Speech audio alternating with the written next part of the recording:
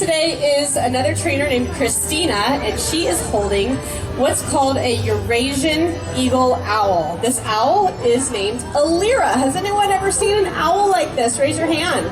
She is not native to the United States, to North America. A lot of people will confuse her for the great horned owl. They're so closely related that they're only separated by one level, and that's the species level. They cannot turn their head all the way around. They can turn their head 3/4 of the way around. That's 270 degrees. So 14 vertebrae allow her to do a lot more with her neck. Aleera has this specialized adaptation to move that head around because her eyeballs are fused in their sockets. Those sockets go all the way to the back of her head, all the way to the base of her skull, essentially. Move your eyes side to side without moving your head. Can you guys do that? Look side to side like I'm doing. Aleera can't do that. Her ears are actually offset. She has an ear right up here and one down here. So they're set just like that.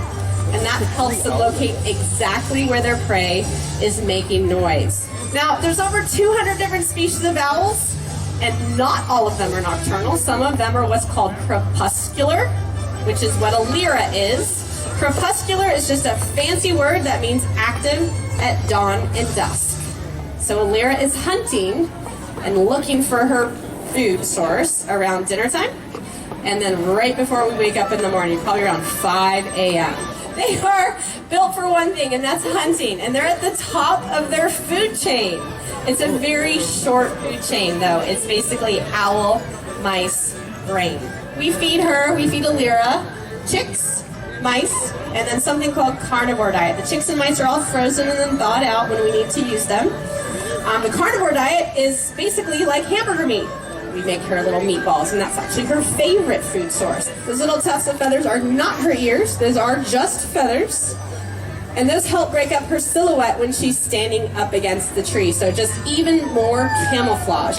If you kind of compare her to the stump that she's sitting on, this is a palm log.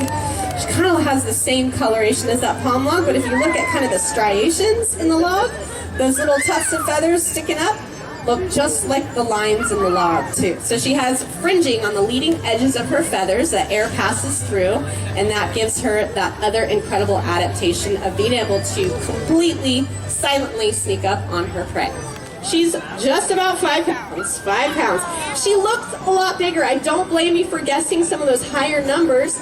She's pretty fluffy, right? She's a lot of feathers.